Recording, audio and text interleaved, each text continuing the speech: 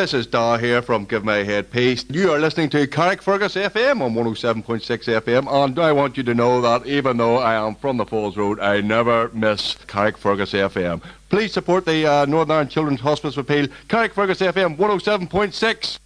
Carrickfergus FM, just as Da was saying there.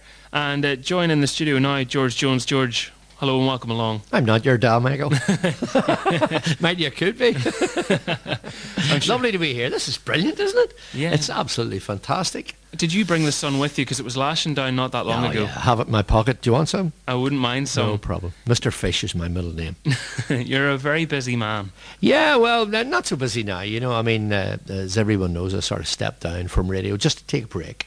Really, I can't utter the word, the that one R beginning word. with R. No, the retirement word. I felt I just needed a break, really. 25 years continuously in the afternoons. My family didn't know me in the afternoon. I didn't even know what an afternoon was. You know, it's funny, you know, you're saying your family didn't know you, but yet the greater part of Northern Ireland felt like they knew you very well and still do. Well, I mean, this is a funny thing about being that old cliched word, call it what you want, a celebrity, a notoriety, or a media person, whatever.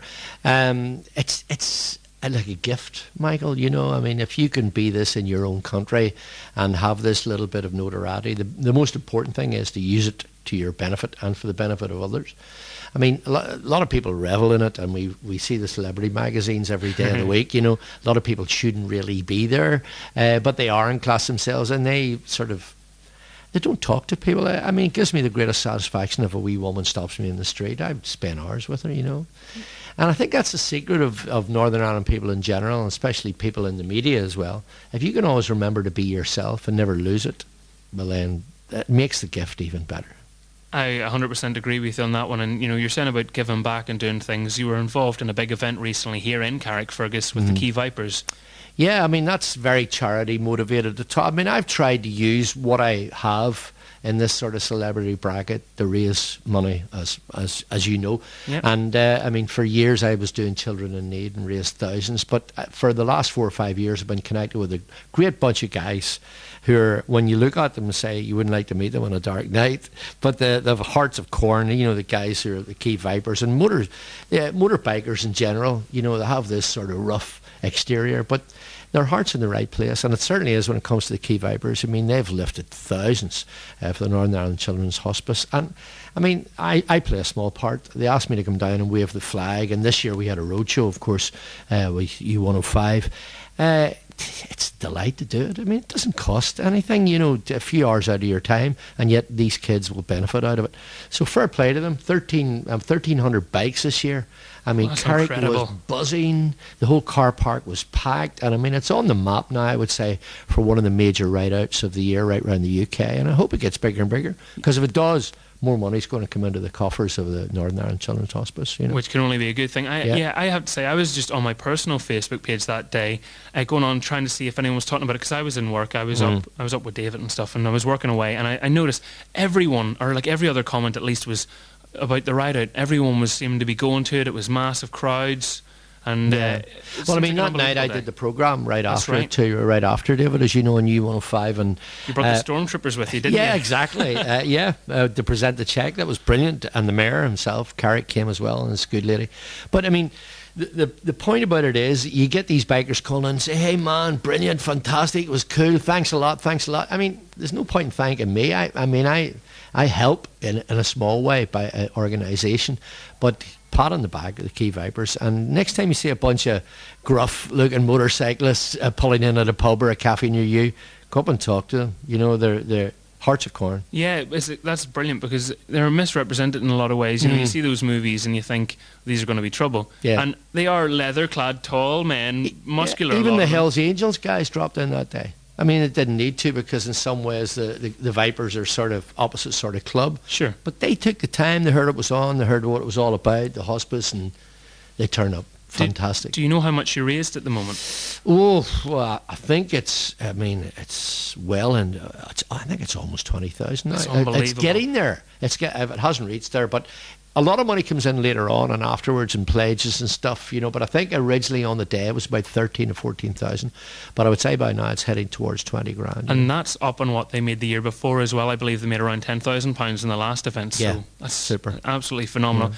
Now, we're running an association here on Carrickfergus FM with the Children's Hospice, and what we're having go on is from tomorrow at 10 o'clock in the morning, a guy from the local charity company, the community charity company, will be living in the back of our studio trying to beat a 53-hour broadcasting record. Wow. So he'll be joining in all the shows, and there's very little sleep involved. Are you going to feed him? Yeah, oh, well, not me personally, but someone will be around to do it in the wee hours. Give him a load of porridge, it'll do him the world of good. I was wondering when, you know, because you obviously did a lot of gigging and touring with Clubsound, and again, you've come back and done more stuff. But did you get that sort of stage where you're going, you know, 48 hours I haven't slept or whatever? Oh, yeah. I mean, the sort of touring round in the early days of Clubsound, we used to do 3 gigs in one night.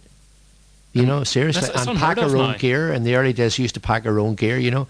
We would do a gig in Manchester, maybe then go on to Bolton and finish up in Brighouse at 3 in the morning, late night cabaret, you know. In the early days, it was all about rock and roll, even going back before Clubsound. I mean, we starved, you know, on the road. Van Morrison played sax in the band we had. We toured around Scotland. We didn't know where the next money was coming from. You just went from gig to gig, and you were constantly on the road. I mean, and then when we finished up in Germany, we were playing from 8 at night to 4 in the morning, 7 nights a week, and you got a break every hour, and you did a matinee on Sunday, so you never saw daylight. I mean, it was the halcyon days of I'll not use the other 2 words, something and rock and roll. It was just fun, no sleep, and rock and roll in those days, you know, and that's why we loved it so much. And those energy levels, you just don't see it now. You know, you hear about artists going to turn up at festivals and stuff, they'll perform an hour and then that's them done for, the festival. Well, I mean, the older generation of bands and music and rock in general that come up through the 60s, I mean, they were inspired by the whole decade itself. It was a vibrant decade, and everybody was full of life bouncing. Money wasn't short, and then it got onto the hippie bit, and love is all around, all this thing.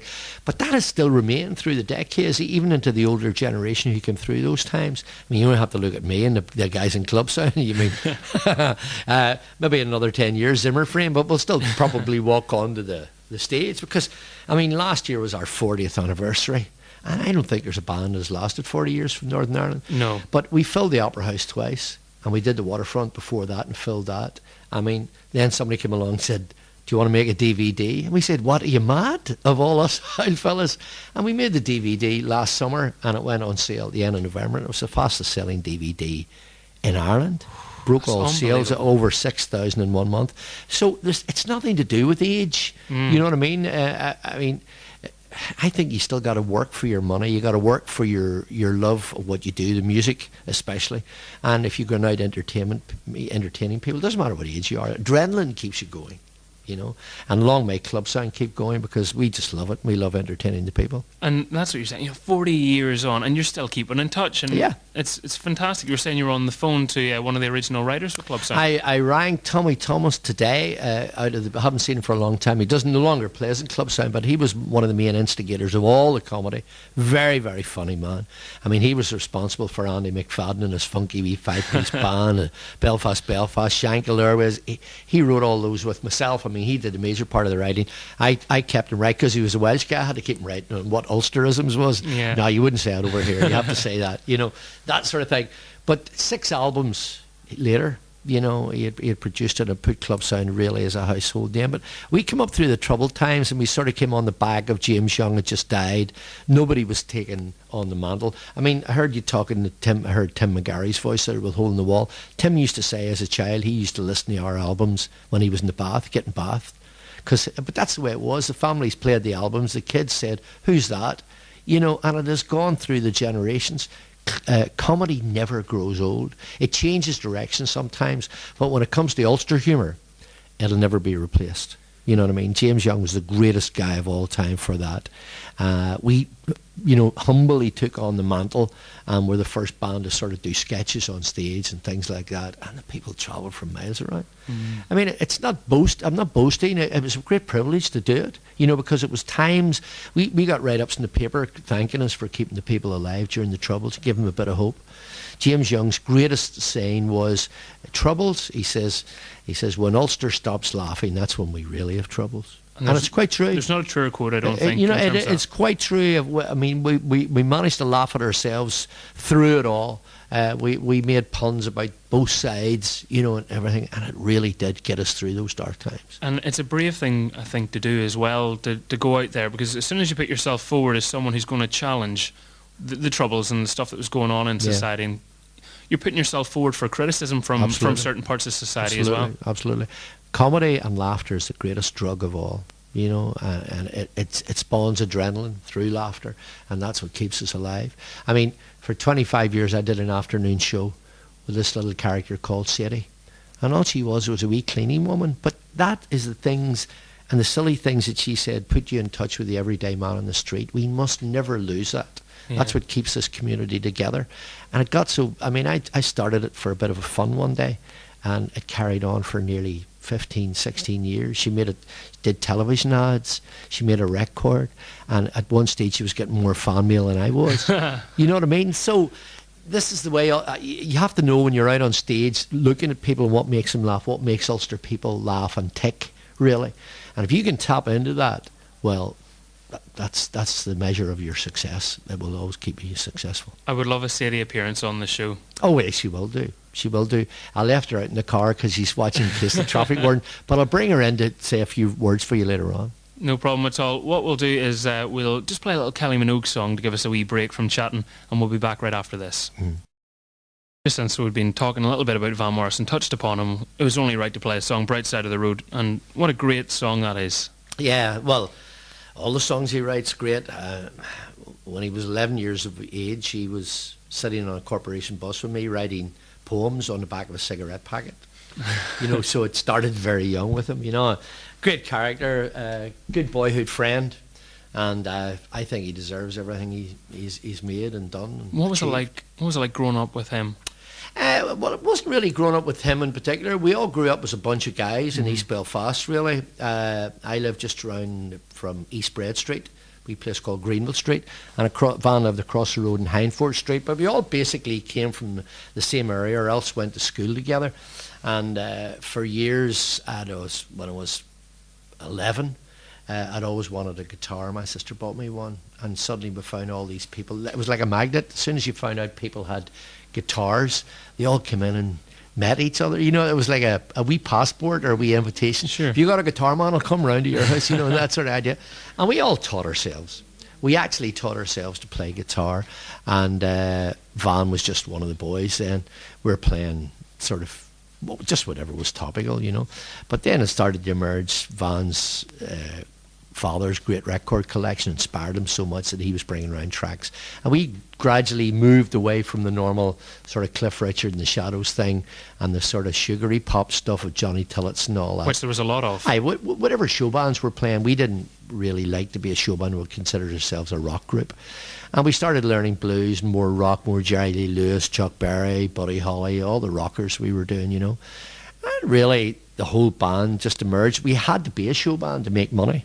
Because, my father used to say, if you're going to do it, make sure you make money at it. That sort of idea. Makes sense. Yeah, so we used to practice on the back of my father's lorry in the garage with one amplifier and 3 guitars plugged into it, and we would, eyes filled with stars of stardom, and we never thought we'd ever make it, but it was good to dream, really. And then we decided after having a 9-piece show band, which never would make money. No. If somebody came along with an instrument and said, I play a sax, come on in, you can join as well, We decided to cut it down, and Van appeared this day with a saxophone, and he could only blow about 2 notes on it, but that was it. We were a rock band with a sax band, with a saxophone player, and we cut it down to a 6-piece band. We had baritone, tenor, great rock and roll piano player who's sadly no longer with us, drums, bass and guitar, and we were called the Monarchs.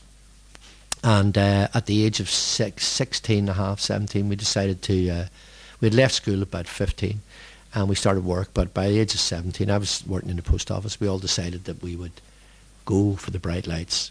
So this Scottish guy said, I know an agent who can get you work. So he came over to Heroes and he came back about 3 weeks later. He says, I've got you 6 weeks work. So immediately we packed our jobs in, much to our parents' shock. We're going for it. Yeah, we're going full time. That's it. So we jumped on the Glasgow boat. Never been out of Northern Ireland in our lives, all young lads. And we turned up at the boat in Glasgow at the dock, and he met us and he says, I'm sorry, I've only got you weekends work. And we had packed our jobs in and everything. We lived in this council house, believe it or not. So we had him and his family for about 3 weeks. With his mother-in-law and about 4 kids and 6 of us. Can you believe it? So we decided that, that was it. So we left him. We started touring around Scotland with whatever money we had. We started finding gigs, and we worked around Scotland for about 5 or 6 months. And then we were starving most of the time. Did you go back to the work, by the way, or did you just? No. We wouldn't go home. We lived in Scotland. Hey, man, we've just said we're going pro. You think we're going to go back and their tail between our legs? No, it was a matter of pride, I suppose, as well too. So we decided that one night, if we want to make it, we have to go to London. It's as simple as that. If you want to make it, just go to London. We still thought that there was gold in all the streets. So a Beats Ballroom in Aberdeen was where we decided that we'd do it. And we pulled all our money together, enough petrol, got us down, and we lived in the minibus for 3 weeks, starving, driving from car park to car park, thinking that, we just had to be there and somebody would discover us. Never playing a note. No. And was getting near critical level, I have to say. We were living on dipping our fingers in the drinking chocolate and cremola foaming. Okay, that's what we're living on. And you can imagine. You speak of it so fondly, though, George. Incredible days. These are amazing days. You became men overnight. This is it. You're standing on your own 2 feet. And suddenly, out of the blue, in Leicester Square, we were walking around. I was about to phone home to get money to get us home. And we met this guy called Don Charles, who we had backed in a gig in Scotland. And he was a one-hit wonder in the charts in the 60s. And what are you doing here? Blah, blah, blah. He says, give us your suits. Took him to a 1 hour cleaners. I'd never seen a 1 hour cleaners in my life. I says, you're not going to steal those, are you? I says, how can you get something clean in an hour? I was from Belfast. Brought them back in polythene covers. Never seen polythene covers in my life. And he took us into Hyde Park, made us hang from trees, took photographs, publicity things, took him around to his agent. And in one day, she decided that she'd set up an interview for us or an audition. And 2 days later, we were playing in the Flamingo Jazz Club in Wardour Street during the day, where Georgie Fame and his band, the Blue Flames, were playing resident. They hadn't even made a record then. And she says, yeah, okay, I'll take you on. So she started finding his work in the American bases and blah, blah, blah. 1 month after that, we went for an audition for a German nightclubs with 11 other bands. And we got the gig. And about 2 weeks after that, we were on a train to Germany. Never been out of Northern Ireland in our lives. It was like a dream. We literally were discovered overnight. And we played in Germany for the guts of a couple of years. And I had a hit record in 1962 in the German charts. Georgie and the Monarchs, it was called. And I wasn't the only guy in the band who did the singing, but this guy picked me to do it, and he had written the song. It was crap, but anyway, it got into the charts. Don't tell Germany, they loved it. Get into the top 5, and we by that time had come home. We had never knew anything about the stardom, left it all behind. And it's crazy, and it was by being brave and by making a gutsy decision to go and do something. And that was where Van did his groundwork as well. And these American GIs were coming in telling us how to play blues right. Black guys were coming in the American Army. They were gigging with us and just telling us this is the way it is. And Van's eyes were wide open. He loved the blues, and he'd never seen black men really in Belfast in the late 50s, early 60s, very few. And these guys were so good to us, That's where we cut our teeth and learned our trade. But then we all came home and split up. And we all went into different things. And Van, of course, went back to London. And the rest's history with Van after that. He did come back from London, and he asked us, would we start this group and grow our hair long and be outrageous and all. But by this time, I was fed up with starving. I joined the Dave Glover show band and was earning a weekly wage, good money. But he managed to talk to a bunch of guys who were known as the Gamblers, I think, and they became the original them. Oh, yes. And then the rest was history after that. From my point of view, I went into bands, and then I went into cabaret, I went into the Abercorn, started Clubsound, and started travelling the world. And then the broadcasting came. What I think's fantastic when we speak, and you remember the slightest detail from. I have to. I'm writing a book at the moment. You are writing a book with Ivan Martin. Yeah, Ivan's putting it together. Ivan was in with us yesterday. Yeah, Ivan's helped me put this book together. It's taken a long time because there's so many stories and so many incredible adventures that I've had in my life. You know, how on earth do you pick which ones to go in? I don't know. We just put them all down, then chop it all to bits. You know, that's the only way you can do. Have you a release date, or is that far too far away? No. It's going to take a while, and it's back to that R word again. Apparently, you write books when you're retired.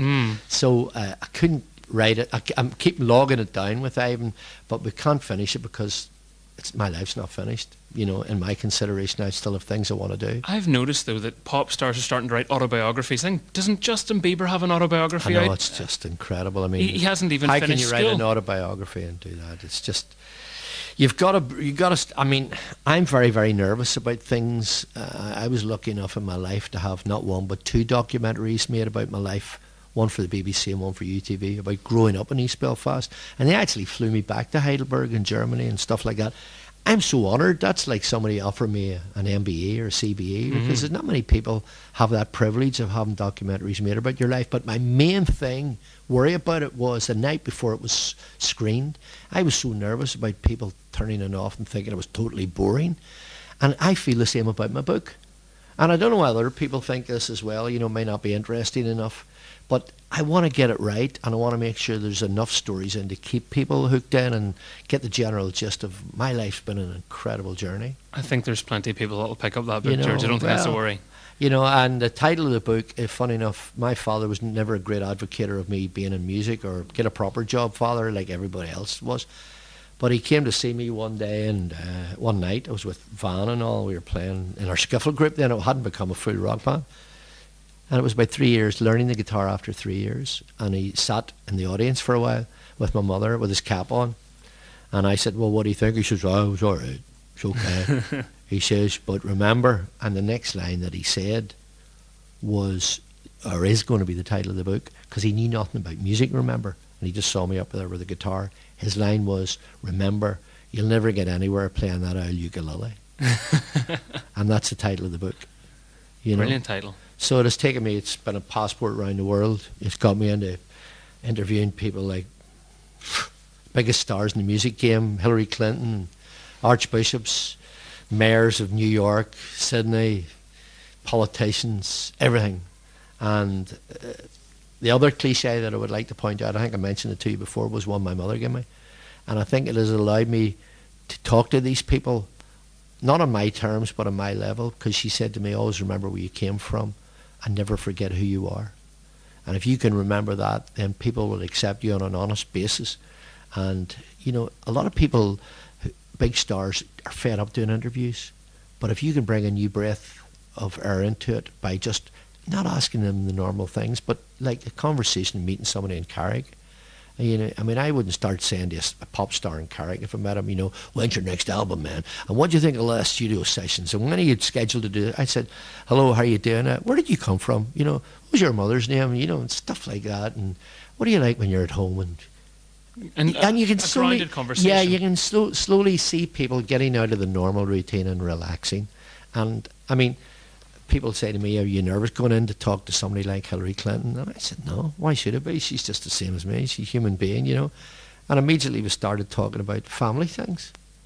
And I got her away from politics altogether, or the running for the Senate and stuff. And it's the same way, you know. I spoke to Dionne Warwick, one of the greatest singing stars in the world. Oh, sensational. I talked to her about smoking.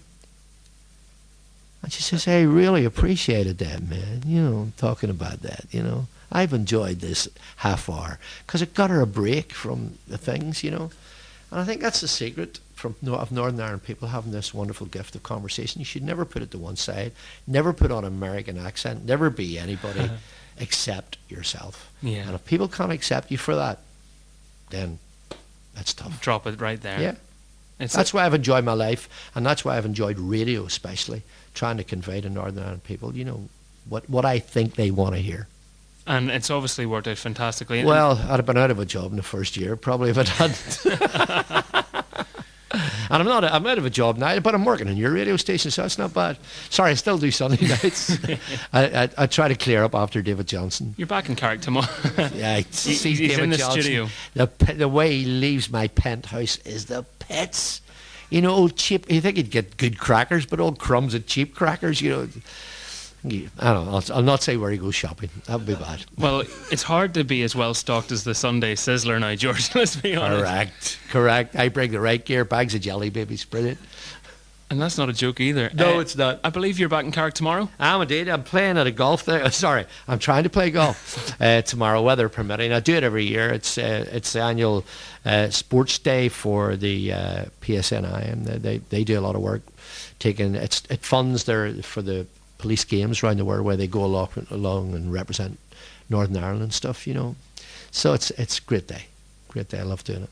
Are you a keen golfer? Because we speak a lot about football and skiing. Being keen, skiing's my bag. I mean, I've been skiing for 30 years, and I did my ski instructor's test and all. And I get a real buzz out of teaching people to ski, but I need somebody to teach me to play golf. It's not. I mean, one day you're good, and the next day you just want to break all the clubs up. It's very inconsistent, and I can appreciate people like Graham McDowell and Rory McIlroy. I mean, people say they earn millions. It's a gift. It's not. You got to stay physically fit.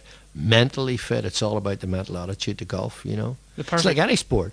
I mean, any sport is basically, I would say, about 60-40. You know, 40% physical, 60% your mental attitude, the psychological point of it. And I think the perfect person to compare that to would be Tiger Woods. Oh, absolutely. Unbelievable, but look at him now. Talent. But look at him now. Simply because he's lost the drift. He hasn't got on to the right. He's lost the psyche, the mental attitude. I don't think it's his physical point of view, apart from the wee bad ankle and stuff or medical problems he has. But I mean, he will be the first to admit, I'm sure, like other great sportsmen, if you lose the drift of it, you know, take your mind off it for a second, relax, or let other things deter you, like publicity and stuff. You lose it. Oh, yeah. You know? Well, you need to promise me. See, when this book's coming out, let me know. Yeah. I want to be one of the first people to get my hands on the book. Absolute pleasure. And if I can hit a ball far enough, I'll try to hit it right to the window here and say, hey, Michael, that was my drive. You'll probably be shouting that as I lie on the ground trying to pick myself up. Yeah, absolutely. Listen, what you're doing here is fantastic. And because it's for charity as well, which is foremost, fair play to yourselves and Carrick for doing it. Brilliant. Thank you very much. And if at any time Sadie would like to make an appearance on Carrickfergus FM, I'll see if I can drive. She's still looking after the car out there. She sweet talks to traffic wardens, you know. She uses her allure. I only bring her out now and again, by the way, because she's in a home for the tormented. Bewildered. That's what it is. Home for the bewildered. Good place. Brilliant. Always great talking to you, George. Okay, Michael. Super. George Jones here on Carrickfergus FM.